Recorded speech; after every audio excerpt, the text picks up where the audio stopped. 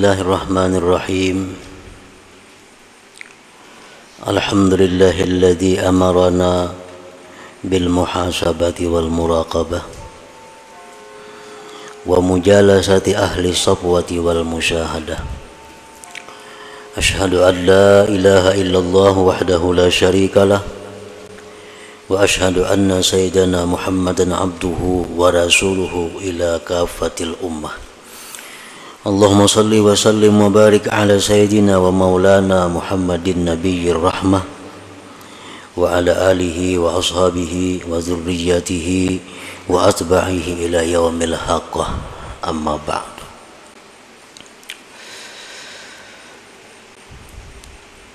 Yang kita hormati dan kita cintai para habaib dan para alim ulama, para muhibbin, hadirin hadirat rahimakumullah. Pertama-tama kita panjatkan puji dan syukur kehadirat Allah Subhanahu wa taala yang telah mengumpulkan kita bersama-sama di majlis di masjid yang penuh berkah ini.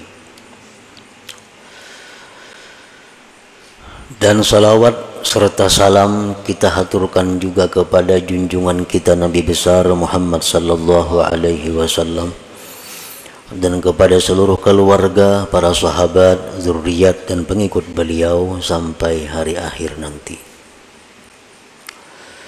Para muhibbin rahimakumullah, al-hikmatul khamisata asyrata minal hikamil ataiyah. Qala al-Imam Ahmad ibn Athaillah As-Sakandari rahimahullah wa nafa'ana bi'ulumih. Hikmah yang ke-15 dari Al-Hikam.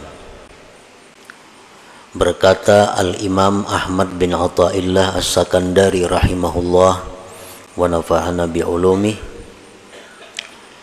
mimma yadulluka ala wujudi kahrihi an hajabaka anhu bima laisa bimawjudim ma'ahu,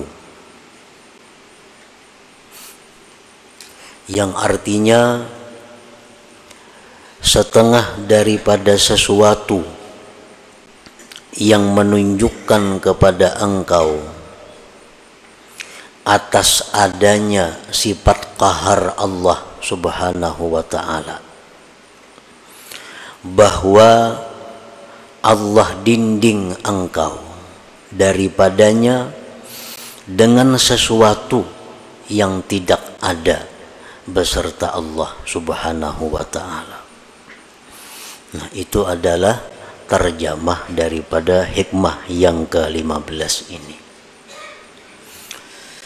Adapun maknanya atau tafsirnya, inna min qahrihi subhanahu alaika ayyuhal asi al-mutakabbir an hajabaka anhu bima laysa mawjudan bil haqiqah, yakni al-khalqa, fala taral khalqa illahu wa la tushahidu khaliqah ma'a annahu bil haqiqah la wujuda lahu wal wujudu innama huwa lillahi subhanahu wa ta'ala. Bahwasanya sebahagian daripada qaharnya Allah, qahar itu artinya mengalahkan, bisa juga diartikan menghinakan. Setengah daripada mengalahkannya Allah atau menghinakannya Allah atas engkau, wahai orang yang maksiat dan takabur, bahwa Allah hijab engkau, Allah dinding engkau daripadanya dengan sesuatu yang tidak ada pada hakikatnya, maksudnya adalah makhluk. Orang-orang yang maksiat, orang-orang yang takabur, itu didinding oleh Allah untuk musyahadah kepadanya. Dengan apa Allah mendinding? Dengan makhluk. Padahal makhluk itu pada hakikatnya adalah sesuatu yang tidak ada.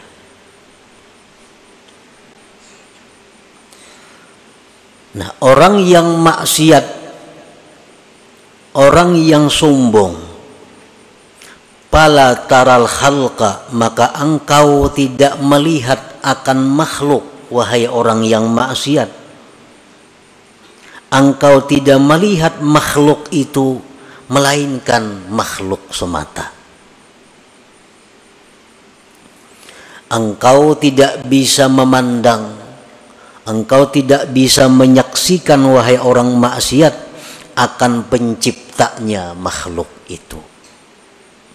Padahal makhluk itu pada hakikatnya tidak ada, dan wujud itu ada hanya saja untuk Allah Subhanahu wa ta'ala.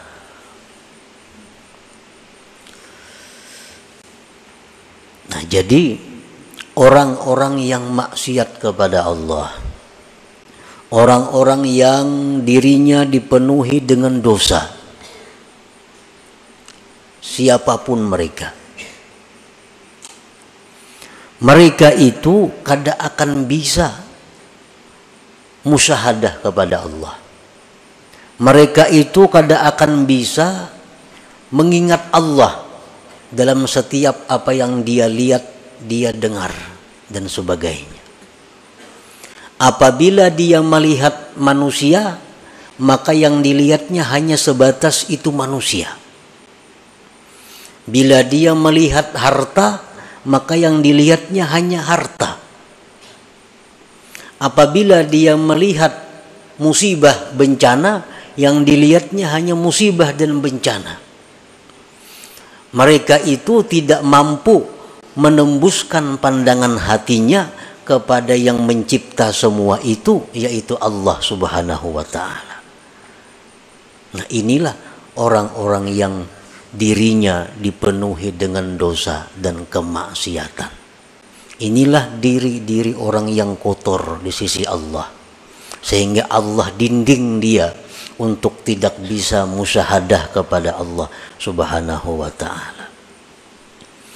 Nah, para muhibbin rahimakumullah, walaupun sekilas kita melihat, kita umpamanya diri kita sembahyang aja, puasa aja, berzakat aja, maksiat kayaknya kita hindari aja, tetapi kita kadang mampu untuk musyahadah itu. Itu satu alamat bahwa kita ini masih terhijab dengan Allah. Berarti diri kita ini kotor, berarti kita ini perlu perbaikan lagi daripada yang ada sekarang ini. Nah, siapapun kita, baik itu ulama, baik itu pedagang, baik itu pejabat, baik itu petani, siapapun, apabila mereka itu masih belum mampu untuk mengingat Allah Subhanahu wa ta'ala dalam pandangannya, pendengarannya, maka berarti dirinya itu masih kotor di sisi Allah. Nah, ada orang yang memuji, dia suka kepada orang itu. Kalau ada orang yang mencela, inya marah kepada orang itu. Hanya sebatas diri orang itu. Kalau ada orang memberikan nikmat kepadanya, inya senang kepada orang itu. Kalau ada orang yang mendatangkan bencana lawan inya marah kepada orang itu. Nah, ini satu alamat bahwa dirinya ini masih penuh dengan kotoran, dirinya ini masih terhijab daripada Allah Subhanahu wa ta'ala.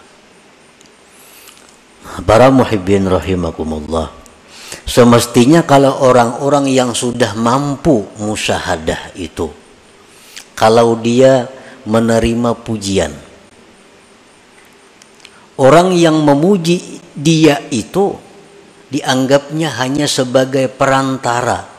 Itu merupakan pujian dari Allah. Maka gembiranya dia bukan kepada orang yang memuji, tapi gembiranya dia kepada Allah. Ini menunjukkan bahwa mata hati orang ini berarti sudah tembus daripada dinding atau hijab itu. Nah, kalau ada orang yang mencaci maki dia, kalau ada orang yang mengganggu dia, dia tidak akan marah, tidak akan dendam kepada si makhluk ini. Dia anggap itu adalah merupakan teguran dari Allah. Teguran dari Allah. Kalau itu benar. Kalau itu tidak benar, kita bisa difitnah orang, padahal kada bujur. Nah, orang yang sudah mampu musyahadah itu dia tidak akan dendam kepada yang memfitnahnya. Tetapi dia menganggap itu merupakan cobaan dari Allah. Nah, cobaan dari Allah. Nah, selama hati kita masih ada menyimpan dendam kepada makhluk, selama dalam hati kita masih ada menyimpan kemarahan kepada seseorang, itu menunjukkan bahwa diri kita belum mampu musyahadah kepada Allah, yang artinya diri kita masih kotor, masih terdinding daripada Allah Subhanahu wa ta'ala. Fala taral khalqa illahu wa la tushahidu khaliqah ma'a annahu bil haqiqah la wujuda lahu wal wujud innama huwa lillah subhanahu wa ta'ala.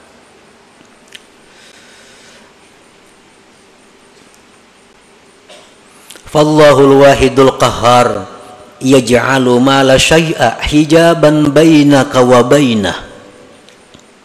Allah yang Maha Esa, Allah yang Maha mengalahkan siapapun. Dia menjadikan sesuatu yang tidak ada sebagai dinding antara engkau dan Allah. Kan makhluknya sebenarnya kada ada, hanya diciptakan Allah. Nah, nang diciptakan Allah ini diulah Tuhan dinding, diulah Tuhan hijab, sehingga orang-orang yang ahli maksiat ini, yang banyak dosa ini, pandangannya hanya kepada hijab itu.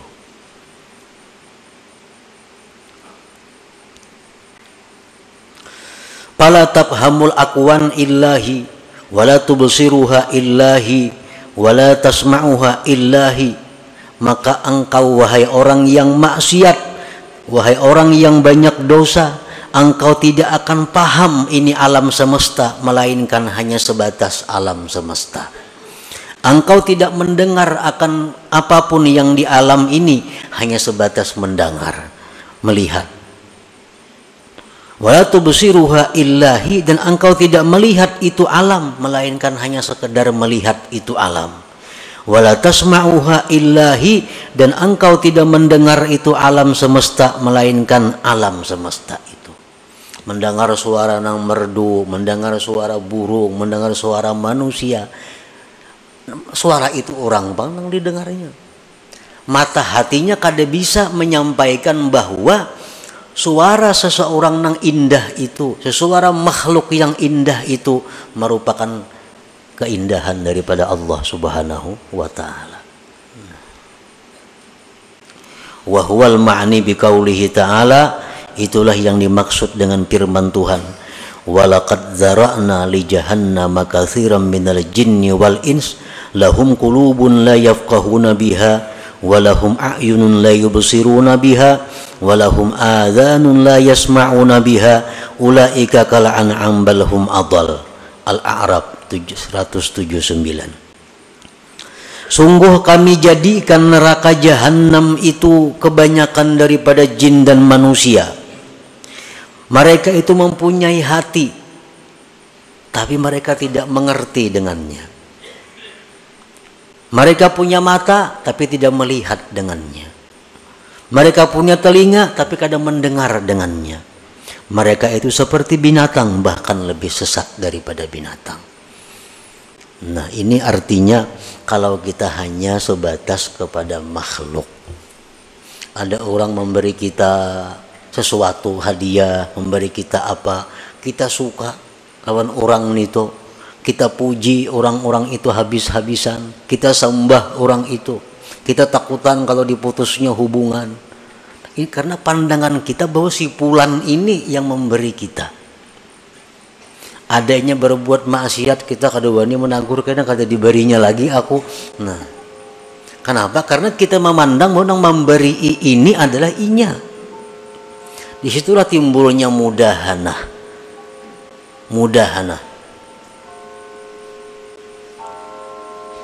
Kalau ada orang yang menantang kita, kalau ada orang yang akan membinasakan kita, kalau ada orang yang mengganggu usaha kita, kita marah habis-habisan kepada orang itu.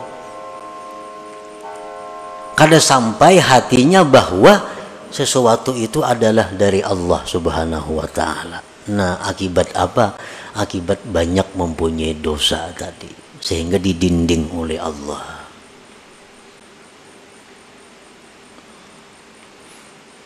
Makanya Rasulullah sallallahu alaihi wasallam dalam banyak hadis mengajarkan kepada kita agar selalu ingat kepada Allah. Dalam beberapa contoh, kita ada dapat nikmat, alhamdulillah. Disuruh kita mengucap alhamdulillah supaya kita ingat bahwa nikmat ini adalah pemberian Allah.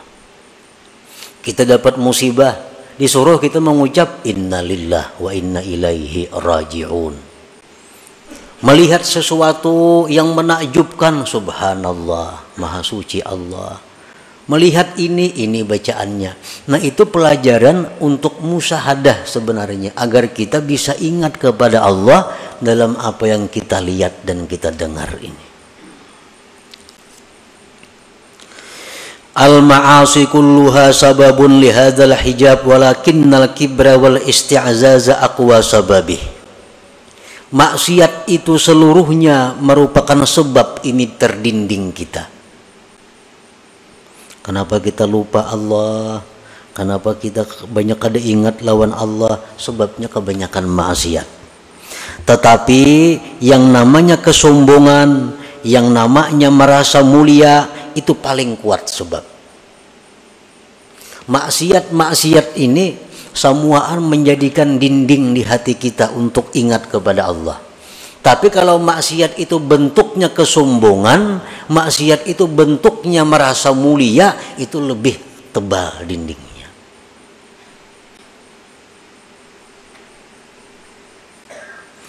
Tanqasimul ma'asi min haitsu usuluha ila arba'ah. Maksiat yang dari kita ini timbulnya dari 4 macam. Yang 4 macam ini ada dalam diri kita. Pertama, bahimiyatin, wasabu'iyatin, wasyaitaniyatin, warububiyah. Diri kita ini ada mempunyai sifat yang namanya bahimiyah, sifat binatang. Dalam diri kita ada mempunyai sifat kebuasan. Dalam diri kita ada mempunyai sifat syaitan. Dalam diri kita ada mempunyai sifat ketuhanan. Yang keempat-empatnya ini sumber dosa.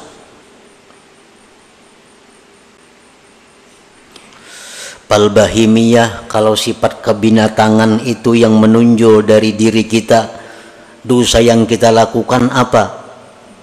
Al-hirsu ala qada'i syahwatil batni wal farji wa min yatasa'abuz zina was-sarikah wa jam'ul haram. Kalau sifat kebinatangan yang menguasai diri kita, maka pikiran kita hanya untuk nyaman, syahwat dan perut. Orang yang pikirannya hanya untuk meluluskan nafsu syahwatnya, itu orang yang dikuasai sifat kebinatangan. Dari situlah timbulnya zina. Dari situlah timbulnya mencuri milik orang. Dari situlah timbulnya makan harta yatim. Dari situlah timbulnya riba.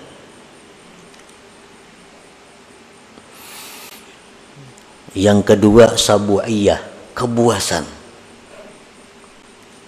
Al-ghadab, marah. Wal hikdu, dendam. Itu ada dalam diri manusia. Marah, dendam. Wa minha yatasha'abul qatlu wa darbu wa idza'ul khalqi. Dari situlah timbul bisa membunuh orang, bisa memukul orang, bisa menyakiti orang. Kalau orang itu dikuasai sifat kebuasan ini, orangnya pemarah. Lah sedikit tempiling saku, lah sedikit tampar saku. Nah, ini orang nang manusia tapi dipenuhi oleh sifat kebuasan. Ini kalau urusan makan barang aja, bila menampiling orangnya asa puas beneran itu. Nah ini orang sifat kebinatangan buas ini. Yang ketiga wasyaitaniyah, dalam diri manusia ada sifat syaitan. Al-hasad, dengki contohnya. Syaitan, dengki ini syaitan yang mula-mula. Nifak, kemunafikan. Wadda'wah ilal ma'asi, mengajak orang berbuat maksiat. Nah, dalam diri kita ini ada itu. Ada kemunafikan, pura-pura baik padahal kada, pura-pura salih padahal kada, pura-pura ahli ibadat padahal kada. Itu sifat yang ada dalam diri kita yang berasal dari syaitaniyah.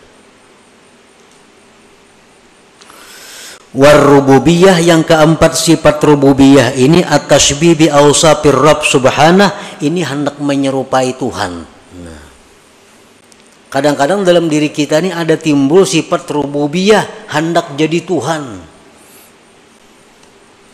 Kalau azamah seperti hendak dibesarkan orang, wal kibriya, kesombongan, wal izzah, kemuliaan, wal rif'ah, ketinggian. Nah, dalam hati kita ini ada timbul hendak dimuliakan orang, hendak diagungkan orang. Oh berarti hendak jadi Tuhan tuh. Nah, hendak jadi Tuhan.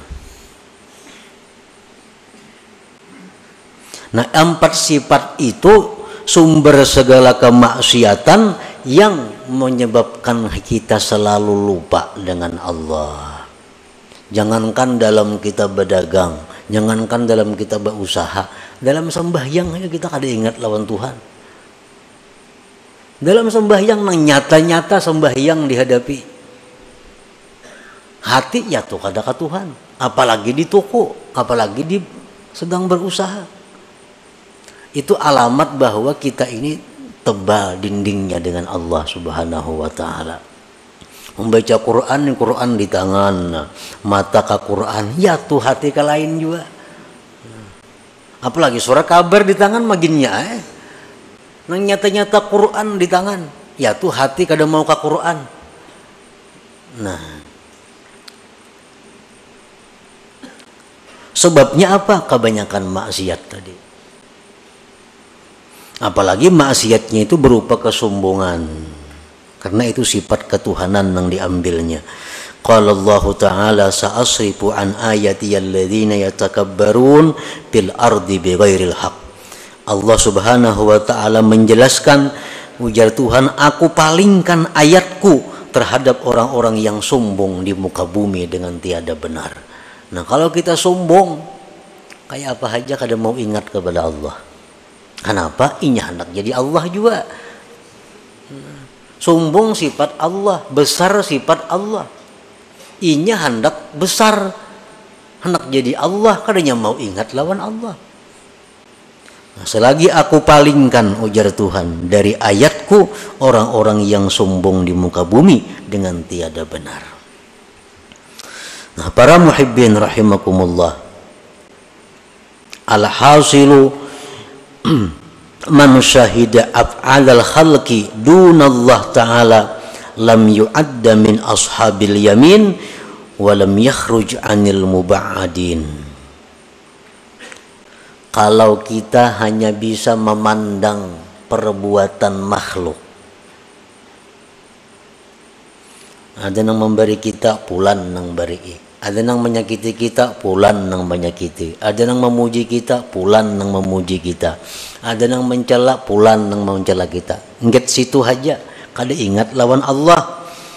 Nah, tidaklah orang itu termasuk ashabul yamin, dan dia tergolong orang-orang yang dijauhkan daripada Allah Subhanahu wa ta'ala.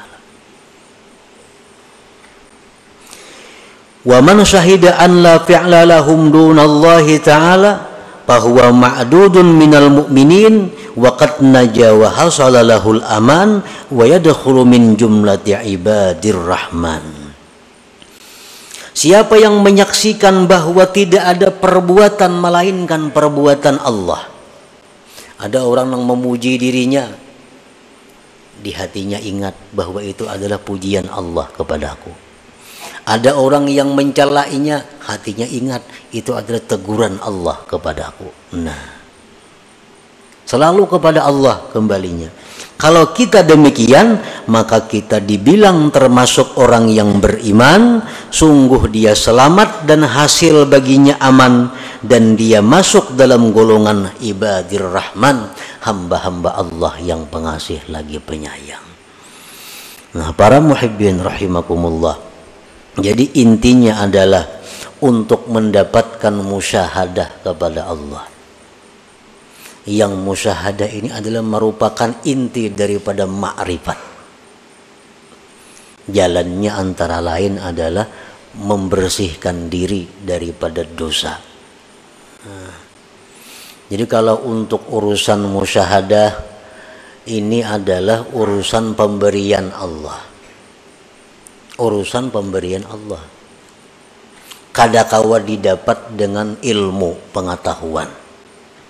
Artinya mengaji kita ilmu ini, mengaji ilmu itu kada akan bisa membuahkan kita musyahadah kepada Allah kalau diri kita masih kotor dengan dosa. Paling-paling hanya pandirnya. Paling-paling hanya pandirnya. Kenyataannya kada akan dia dapatkan. Karena urusan musyahadah ini urusan yang sesuatu yang diberikan Allah kepada hamba-hambanya, yang mana hamba-hamba itu bersih hatinya daripada kotoran-kotoran dosa yang merupakan dinding antara dia dan Allah Subhanahu wa ta'ala. Nah, inilah salah satu maksud yang terkandung di dalam hikmah yang ke-15 daripada Al-Hikam Al-Ata'iyah ini. Nah, selanjutnya hikmah yang ke-16, kaifa yutasawwaru ay yahjubahu syai'un wa huwa alladhi azhara kulla syai'. La hadratin Nabi sallallahu alaihi wasallam. Al-Fatihah. A'udzu billahi minasyaitonir rajim. Bismillahirrahmanirrahim.